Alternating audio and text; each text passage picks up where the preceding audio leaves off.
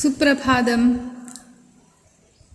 ഞാൻ കഴിഞ്ഞ ക്ലാസ്സിലെടുത്ത അർത്ഥവും പിരിച്ചെഴുതലൊക്കെ നന്നായി പഠിച്ചു കഴിഞ്ഞു എല്ലാവരും. ഇനി നമ്മൾ ഏതാ പഠിക്കാനുള്ളത്? ഏത് പാടാണ് നമ്മൾ പഠിച്ചുകൊണ്ടിരിക്കുന്നത്? വാർമഴവില്ലേ മായല്ലേ അല്ലേ? ഇനി അതിൽ ക്വസ്റ്റ്യൻ ആൻസേഴ്സാണ് നമ്മൾ നോക്കാത്തത്. അപ്പോൾ അതൊന്നും ഞാൻ ഓരോന്നായിട്ട് വായിച്ചു തരാം. നിങ്ങൾ ഓരോ ക്വസ്റ്റ്യനും ഞാൻ പറയുമ്പോഴേക്കും നിങ്ങൾ അതിൻ്റെ ഉത്തരം പറയണം കേട്ടോ. അത്രയും എളുപ്പമുള്ളൊരു പദ്യമല്ലേ? ആരാതെടുത്തിട്ടുള്ളത്? ജി ശങ്കരക്കുറുപ്പ് അല്ലേ? നോക്കിക്കോളൂ കേട്ടോ. മഴവില്ലിനോട് എവിടെ ഇരിക്കാനാണ് പറയുന്നത്? എവിടെയാണ് മഴവില്ലിനോട് എവിടെ ഇരിക്കാനാണ് പറയുന്നത്? വാനിൻ മടിയിലിരുന്നാലും അല്ലേ? ആകാശത്തിൻ്റെ മടിയിലിരിക്കാനാണ് മഴവില്ലിനോട് പറയുന്നത്. കരൾ നോവുന്നതെപ്പോൾ? അർത്ഥത്തിൽ ഞാൻ കഴിഞ്ഞ ക്ലാസ്സിൽ പറഞ്ഞതിൻ്റെ നോവുക എന്ന് പറഞ്ഞാൽ എന്താ? വേദനിക്കുക. അപ്പം മനസ്സെപ്പോഴാണ് വേദനിക്കുന്നത്? എപ്പോഴാണ്?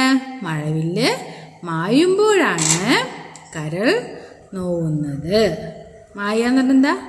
മറഞ്ഞു പോവുക അല്ലേ? മഴവില്ല് കുറേ നേരം ഒന്നും ആകാശത്ത് നിൽക്കില്ല. കുറച്ച് കഴിഞ്ഞ് മഴവില്ല് മാഞ്ഞു പോവും.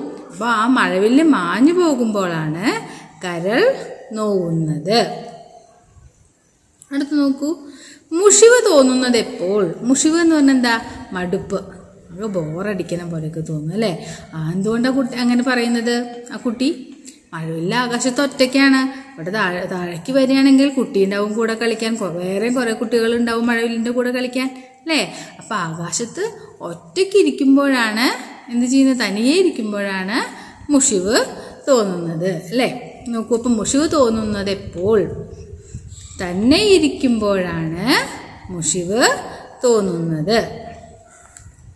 കൊതി തോന്നുന്നത് എന്തിനാണ്? എന്തിനാണ് കൊതി തോന്നുന്നത്?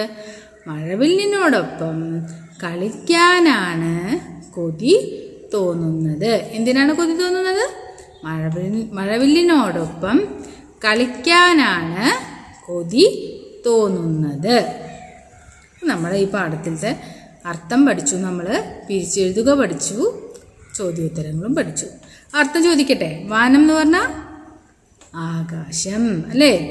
മുഷിയുക മടുക്കുക, അഴക് ഭംഗി, ഏകി നൽകി, വാർ മനോഹരം. പിന്നെന്താ? പിരിച്ചെഴുതുക നിങ്ങൾക്ക് എല്ലാവർക്കും അറിയുന്നതാണ് അല്ലേ? അർത്ഥമുള്ള രണ്ട് വാക്കായിട്ട് തിരിച്ചിട്ട് എഴുതുക. സിമ്പിളാണ്. അപ്പോൾ 4 വരി പഠിച്ചു. മഴവില്ലിൻ്റെ പാഠത്തിൻ്റെ പദ്യം 4 വരി പഠിച്ചുവോ? ഏതൊക്കെയാണ് 4 വരി എന്നറിയില്ലേ? എവിടെയാ? കരൾ നോവുന്നു മായുമ്പോൾ. അതാണ് 4 വരി. അതുവരെ പഠിക്കണം, എഴുതി പഠിക്കണം. അപ്പോൾ നമ്മുടെ എന്താണ് ഇന്നത്തെ ക്ലാസ് കഴിഞ്ഞു. ഈ പാഠം നമ്മുടെ പഠിച്ചു കഴിഞ്ഞു ഇല്ലേ? എവിടെ നിന്ന് ചോദിച്ചാലും കിട്ടില്ലേ ഈ പദ്യം? ഏറ്റവും എളുപ്പമുള്ള പദ്യം, അത്രയും സിമ്പിളാണ് അല്ലേ? അപ്പോൾ നമുക്കിനി ഏത് പാടാണ് പഠിക്കാനുള്ളത്? ഒരു പദ്യം കൂടി ബാക്കിയുണ്ട്. ഏതാ? അമ്മയും കുട്ടിയും അല്ലേ? അത് നമുക്ക് അടുത്ത ക്ലാസ്സിൽ പഠിക്കാം, അമ്മയും കുട്ടിയും എന്നുള്ള കവിത. അപ്പം ഇനി നമുക്ക് പിന്നെ കാണാം. അപ്പോൾ ടെക്സ്റ്റ് പേപ്പർ എഴുതണം കേട്ടോ.